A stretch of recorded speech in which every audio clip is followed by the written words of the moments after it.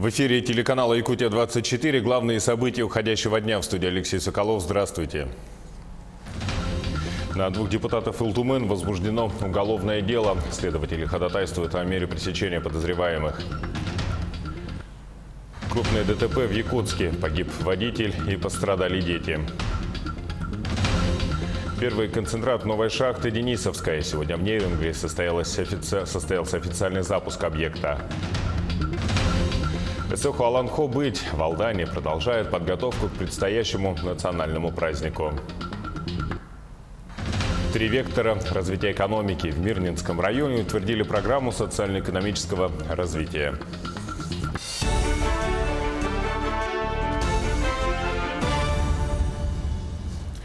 Главным событием дня стали обыски в Госсобрании Илтумен. Новость об этом появилась с началом пленарного заседания и сразу попала в тираж СМИ, в том числе и федеральных. А после обеда следственные органы распространили официальный релиз о том, что возбуждено уголовное дело в отношении 2 депутатов. Оказалось, Следственный комитет подозревает их в получении взятки в крупном размере.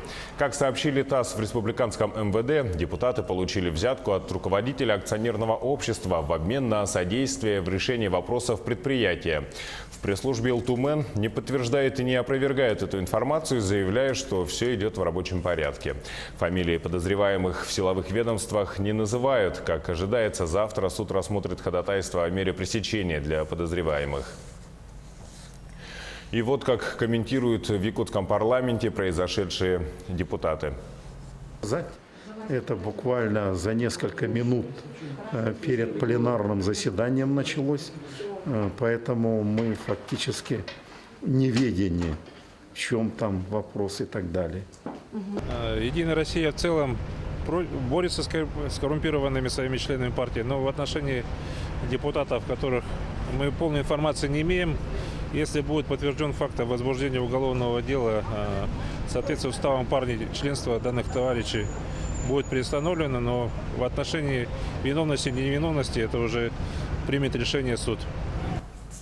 Другой коррупционный скандал привел к проблеме в работе Азиатско-Тихоокеанского банка. С сегодняшнего дня в АТБ, одном из крупнейших банков Дальнего Востока и Сибири, начала работу временная администрация. Как сообщили в Банке России, такое решение принято для финансового оздоровления банка. Как подчеркивается в официальном сообщении, для клиентов АТБ во взаимоотношениях с банком ничего не изменится.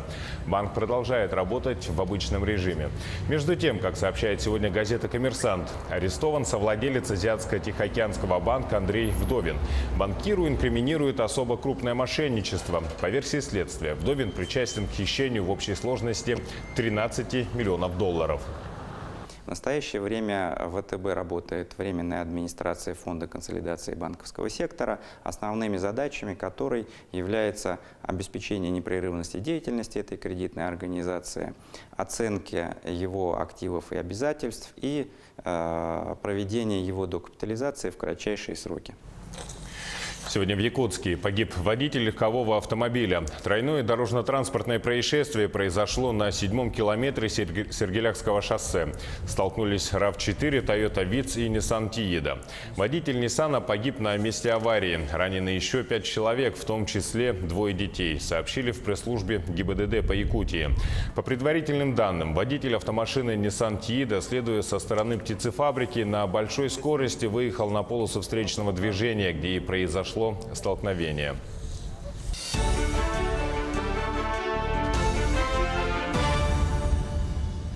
В Нерюнгринском районе официально введена в эксплуатацию обогатительная фабрика «Денисовская», принадлежащая резиденту ТОР «Южная Якутия». Первый концентрат уже получен. Знаковое событие не только для Якутии, но и для всей угледобывающей отрасли России, рассказывает Екатерина Павлова.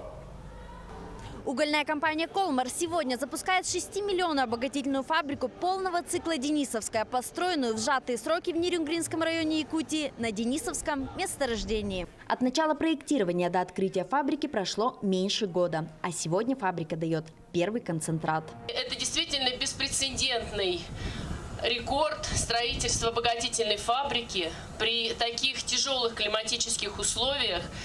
И сегодня за 10,5 месяцев мы запускаем эту фабрику. Всех благ!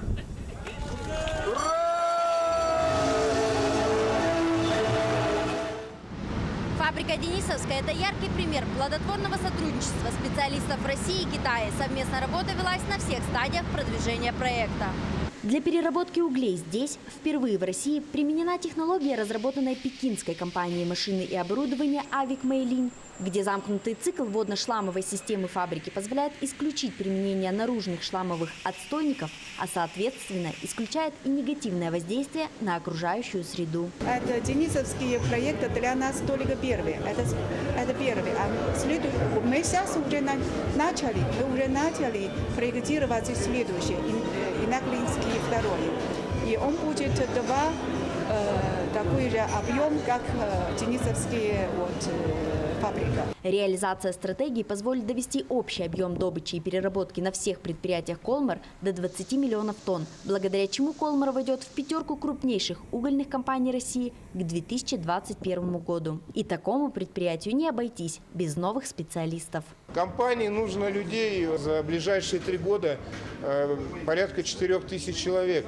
Поэтому мы сегодня политику ведем такую, что привлекаем из ближайших регионов, ну, естественно, из республики, это основная надежда по привлечению кадров. Людей много с Иркутской области, с Бурятии у нас, с Хабаровского края, поэтому милости всех просим, никому не отказываем. Рост угледобывающих предприятий позволяет уверенно смотреть в будущее. Развитие угольной промышленности означает появление новых рабочих мест, улучшение инфраструктуры и развитие не только Южной Якутии, но и всей республики. Екатерина Павлова, Вадим Барашков, Нерюнгри. В Санкт-Петербурге стартовал Российский международный энергетический форум. Какие проблемы в энергетике существуют и как их решить, расскажет наш СОБКОР Айсена Бурнашова. В этом году энергетический форум собрал на площадке Экспофорума свыше 200 тысяч делегатов из 15 стран мира и более 10 тысяч посетителей. Это специалисты топливно-энергетической отрасли, руководители крупных предприятий и ведомств. В рамках форума развернулась широкая выставочная программа. Свою продукцию представили регионы России, а также компании из США, Европы, Индии и стран СНГ.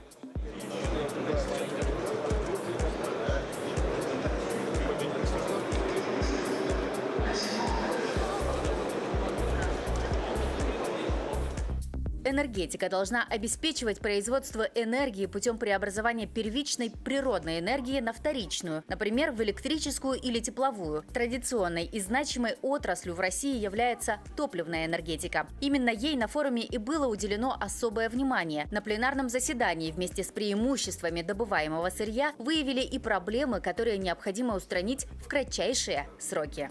На сегодняшний день 65% экспорта газа за рубеж зависит от того оборудования, которое мы делаем. По некоторым проектам должно быть 100% отечественного оборудования, вплоть до винтика. Вот умри, но должен быть свой отечественный даже винтик. Посмотрите по России, сколько проектных институтов сетевого и по генерации осталось. Да почти их нет. Нет проектировщиков, ни сетевиков, ни ТЭПов, ни ВНИПИ. Нет.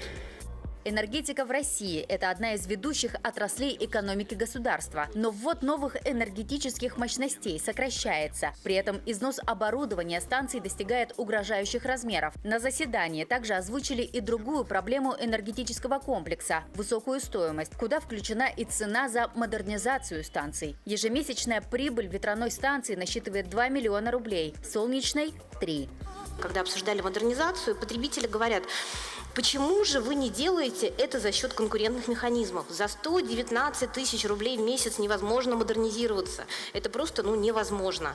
И поэтому, соответственно, поэтому есть такие оплаты: 2 миллиона рублей, 3 миллиона рублей. Если бы мы с вами были не ограничены бюджетом, то мы платили 20 миллионов рублей и 30 миллионов рублей. Нам разве жалко? Конечно, нет. Но у нас все-таки есть задача – это оптимум экономической стоимости для потребителей. За прошедшие годы много идей, прозвучавших на форуме, были претворены в жизнь. В данное время остро встал вопрос развития энергетической отрасли путем полной модернизации ее объектов. Решение одно – нужно больше работать, искать новые схемы развития и реализовывать отечественные разработки. Айсена Бурнашова, Егор Максимов, Санкт-Петербург. Энергетики западных электрических сетей Якутскэнерго полностью восстановили электроснабжение населенных пунктов Западной Якутии, пострадавших от шквального ветра, который бушевал в регионе с 23 апреля. В условиях непогоды, невзирая на расстояние и время суток, в Мирнинском, Ленском, Сунтарском, Нюрбинском, Вилюйском и Кобяйском районах 15 бригад энергетиков оперативно устранили повреждения на линиях и ввели их в работу. Сейчас электроснабжение населенных пунктов осуществляется в штатном режиме. Между тем, в Якутии с начала года юридические лица похитили электроэнергию почти на 18 миллионов рублей. Контролеры и инспекторы энергосбыта пресекли 678 случаев неучтенного потребления электроэнергии и составили акты на общую сумму 28,5 миллионов рублей.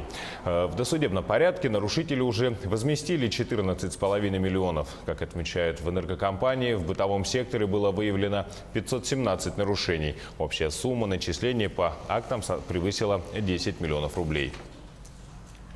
Запретить сброс сточных вод в реку Мухтуйка компании «Газпром». Под таким названием в Ленском районе в Ленской районной администрации прошли общественные слушания.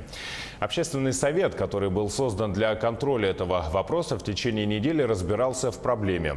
Было изучено большое количество документов, написаны письма в прокуратуру, правительству республики. Но, к сожалению, изменить ситуацию так и не удалось. Строительство продолжается. Руководители «Газпрома» намерены довести его до конца и запустить объект в работу. Во время слушаний с информацией выступили главный санитарный врач, глава района, а также районный прокурор. Пока они закон не нарушили из данной компании, они только строят, как такового сброса еще нет. Буквально вчера директору «Газпрома» Трансгаз Томска Никитичу Владимиру Ивановичу было объявлено прокуратурой Ленского района предостережение о том, что ввод в эксплуатацию данного объекта, если он будет введен, то он, как должностное лицо и руководитель организации, будет отвечать в соответствии с установленным законом ответственности. То есть при тех заключениях, которые сейчас нам дает Роспотребнадзор, отрицательно эксплуатировать данные организации не может. То есть в случае, если они начнут эксплуатацию, то, соответственно, они будут за это отвечать. Данная ситуация находится у нас на контроле. Ленский речной порт готов к выполнению летней кампании 2018 года. Все технические средства прошли капитальный ремонт и обслуживание. Рабочий персонал проводит косметический ремонт площадок. Ожидают испытаний все грузозахватывающие приспособления. Через 3 недели с открытием навигации настанет звездный час и главных тружеников порта большегрузных кранов. Они уже в полной боевой готовности. Сейчас на них практикуются прошедшие теоретическое обучение крановщики. В среднем остался на прежнем уровне позапрошлого года. Это 337 тысяч. Единственное, что это снизился немного у нас доля грузов компанейских. Она составляет 138 тысяч. И увеличилась доля сторонних заказчиков. Она составляет 187,9 тысяч тонн. Мероприятия программы переселения граждан из аварийного жилищного фонда по-прежнему не завершены в 4 муниципальных образованиях. В Ленске, например, не завершена реализация этапа 2015 года и не расселено 21 помещение общей площадью более 1000 квадратных метров. Однако завершение переселения планируется осуществить до конца июня этого года. Реализация этапа 2016 года не завершена в Нерюнгре, в поселке Серебряный Бор и Тампонском районе, где не расселены 298 помещений общей площадью 13 тысяч квадратных метров. Основной причиной затягивания сроков называют невыполнение подрядчиками своих обязательств. Завершить этот этап планируется до сентября этого года. Ну а сейчас небольшой блок рекламы и смотрите далее на Якутия-24. 3 вектора развития экономики в Мирнинском районе утвердили программу социально-экономического развития. Эсэху Аланхо быть в Алдане продолжает подготовку к предстоящему национальному празднику. Якутский фильм «Царь-птица» получил приз Международной федерации кинокритиков. В эфире «Итоги дня» на телеканале Якутия-24, и мы продолжаем наш выпуск. В Мирнинском районе утвердили стратегию социально-экономического развития до 2030 года. В документе прописаны 3 вектора развития экономики района. Это укрепление и расширение алмазодобычи, диверсификация экономики посредством создания новых производств на базе таких перспективных точек роста, как нефтегазодобыча и глубокая переработка ее продуктов, извлечение лития из хвостов алмазодобычи, развитие малого бизнеса в сфере традиционных народных промыслов, эко- и этнотуризма, а также этнокультурного продвижения района. Кроме того, авторы документа предполагают развитие Мирнинского района в роли крупного логистического центра Западной Якутии. Всего на реализацию стратегии до 2030 года потребуется более 600 миллиардов рублей. Авиакомпания «Алроса» свяжет рейсами Мирный и Ростов-на-Дону. Самолеты будут отправляться в Мирный с промежуточной посадкой в Новосибирске. На линии будут работать лайнеры Boeing 737. Стоимость билетов начинается от 7600 рублей за перелет в Новосибирске, от 16100 рублей за перелет из Ростова-на-Дону в Мирный. Рейсы начнут курсировать с 13 июня. Развитие донорства является залогом снижения смертности населения. Сотрудники службы переливания привлекают граждан к безвозмездной сдаче крови. Чем полезно регулярное донорство и существуют ли какие-либо риски для пациента, расскажут наши коллеги из Алдана. Кровь, бегущая по венам и сосудам человека, порой становится жизненосной рекой для ближнего. В базе данных отделения трансфузиологии Алданской районной больницы числится 2500 героев-добровольцев. 40 доноров имеют звание почетного. С целью популяризации донорства сотрудники отделения переливания крови ведут огромную просветительскую работу. Донором может стать любой здоровый человек от 18 лет и выше. Сейчас ограничений в возрасте нет, только от 18. Здоровый, естественно, человек. Безопасно ли переливание крови для реципиента? Ряд заболеваний на начальных этапах выявить невозможно. Чтобы исключить риск заражения, донорская кровь и ее компоненты подвергаются карантинизации. На организме донора обновление крови сказывается благотворно. Нормализуется давление, органы и системы работают интенсивнее. Сдающий кровь человек становится выносливым к возможным кровопотерям. Донорство для защитных сил является своеобразной тренировкой. Во-первых, организм донора, он более приспособлен к какой-то экстремальной ситуации. Взять, допустим, тоже какое-то ранение, кровотечение. Он более приспособлен. Минимальный объем крови составляет 350 мл, максимальный – 450. После операции донору рекомендовано обильное питье, отдых и полноценное питание. Предпочтительны гранаты, мясо, гречка и гематоген. Полностью кровь в организме донора восстанавливается в течение нескольких недель. Мужчины могут сдавать 5 раз в год, женщины 4 раза в год, но между кроводачами должно проходить 60 дней. Сдавшему кровь донору полагается денежная компенсация и 2 оплачиваемых выходных дня. Кровно заработанные выходные можно использовать в течение года или присоединить их к отпуску. Татьяна Вахнина, Сергей Шипачев, Алдан. Стоит ли стерилизовать не представляющего племенной ценности любимца или отдать предпочтение операции, то какой – хирургической или химической? Незапланированное потомство для работников кошачьих и собачьих приютов в Алданском районе проблема немалая. Какими способами удается регулировать воспроизводство у подопечных и что волонтеры могут посоветовать владельцам кошек и собак, узнали наши корреспонденты. Размножаться нельзя стерилизовать. Где поставить запятую, каждый хозяин решает сам. Не представляющих племенной ценности котят и щенков пристроить в хорошие руки очень сложно. Хозяева многих кошек и собак решают проблему незапланированного потомства путем стерилизации. Если не ведется регулярное племенное использование, очень велик риск развития онкологии. Еще и такие вещи, как заболевания мочеполовой сферы. В стерилизованных животных такой риск сводится более чем на 50%. В ветеринарных клиниках производится стерилизация и кастрация 2 видов. Если оперативным вмешательством проблема будет решена навсегда, то химическая стерилизация прерывает естественные процессы на время. Многие ветеринары отдают предпочтение хирургическому пути, поскольку химическое воздействие затрагивает гормональную сферу. Мы сторонники оперативной, в общем-то, стерилизации удаления яичников, то есть половых желез у самок и семенников у самцов. Вопрос регулирования потомства стоит весьма остро для сотрудников приютов для животных. Так, в Кошкином доме сегодня проживают более 100 котов, кошек и котят. Еще несколько десятков усатых-полосатых находятся на передержке у волонтеров. Вот у нас в Кошкином доме с этим проблемы нету, потому что мы стараемся нормальных взрослых кошек стерилизовать, да, котов кастрировать по мере их поступления. Большинство васек и мурок находятся, как говорится, в расцвете сил. За здоровьем подопечных работники следят строго и действуют на предупреждение физиологических процессов, а все малыши попадают в Кошкин дом с улицы. У нас котята все подкинутые, все выкинутые.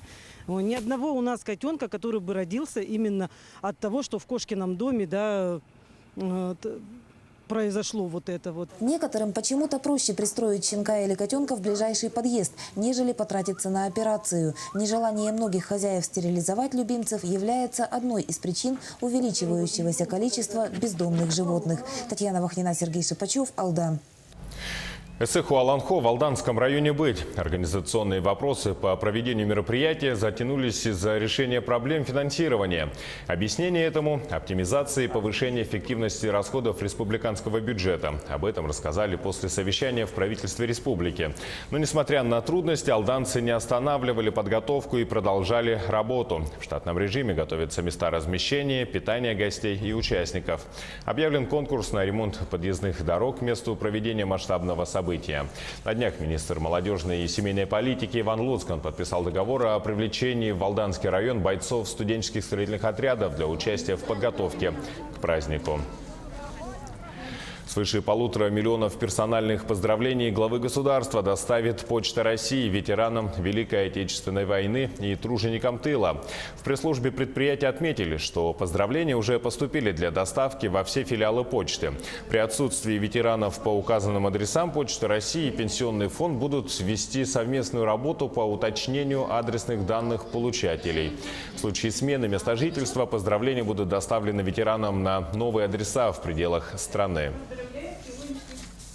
В Якутске на территории Намцирского тракта прошли учения по тушению условного пожара. Справились ли с поставленной задачей спасатели, знает Саргалана Федорова. В 11 часов на участке карьера «Автодарстрой» обнаружен очаг возгорания. Причина пожара – загоревшийся мусор. Такова легенда учений. На место возгорания оперативно прибыли наземные службы. Площадь пожара составила 10 га. Получается у нас 5 лесной, это вот где леса, и 5 это степь. Скорость распространения средняя. Погодные условия были как бы не в нашу пользу, ветрено. Вот, поэтому лесной пожар успел перекинуться на другую сторону. Из-за ветра пожар распространяется. Огонь перешел на авиазону и угрожает населенным пунктам. Присоединяет свою силу авиалесохрана. Также вызвана служба МЧС. Задействовано 5 единиц спецтехники. Для осмотра всей кромки пожара запускают квадрокоптер. В прошлом году проводили в Намском районе, позапрошлом году проводили в Горном районе. Ну и потом еще по Покровском, Хангаласском районе тоже проводили. Пожароопасный сезон наступает. Ситуацию в лесах будут контролировать наземная и авиационная службы. Хотел бы пожелать охотникам, выезжающим на пикник, обращаться осторожно с огнем в лесу. Отгруз очень мало процентов отношений. В основном от человеческого фактора идут пожары. В прошлом году на территории Якутии было зарегистрировано около 650 пожаров. Общая площадь возгораний более чем 1,5 миллиона гектаров. В этом году для воздействия на облачность планируют применить специальный самолет Ан-26 с йодистым серебром для вызывания осадков. В ходе учения условный лесной пожар оперативно ликвидировали. Все службы готовы к пожароопасному сезону. В МЧС напоминают, при обнаружении лесного пожара необходимо позвонить по телефону 44 77 26. Саргалана Федорова, Павел Пахомов, Якутск. Не Париж и Милан, но и не уступает в мастерстве. Первая персональная выставка Льва Колесова прошла в детской школе искусств в Мирном. На ней он представил 9 своих лучших работ. Среди них была и новая коллекция, на которую у модельера большие планы. Как проходила выставка и чем удивил художник своих гостей, расскажут наши коллеги. Легкая струящаяся ткань, кружевные воланы и ничего лишнего. Это одна из любимых работ Льва Колесова. На создание новой коллекции модельера вдохновили образы Марлен Дитрих из фильмов прошлого столетия. Если смотреть на образ Марлен Дитрих, то есть при внешней легкости, то есть у нее, то есть внутри-то у нее есть стержень, да, и костюм, казалось бы, женский, но за счет того, что это брючный костюм, все-таки присутствует, то есть мужское начало, такая вот харизма и сила и мужественность. Умение одеваться со вкусом ценилось всегда, но кажется, что он создает моду будущего, и фантазия его безгранична. Народные костюмы, яркая геометрия и нежные образы. Лев Колесов признается, проблемы с творческим вдохновением у него не было никогда. Вдохновение, идеи, они приходят внезапно. Это от прочитанной книги, от пролистанного журнала, от погоды, от просмотренного фильма, да, и иной раз просто идешь с работы домой, и вот как-то неожиданно что-то сразу рождается.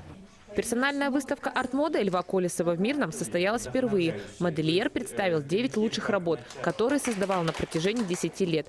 Но, пожалуй, больше всего гостей заинтересовали национальные костюмы. Мне очень нравятся костюмы с национальным колоритом, с нашим именно якутским колоритом. Поэтому вот те модели, которые представлены в якутском стиле, мне очень нравятся. Не все знают, но работу Льва Колесова можно увидеть не только на его выставках, но и показах. Наряды, созданные им, часто используют в своих выступлениях и творческие коллективы алмазной столицы.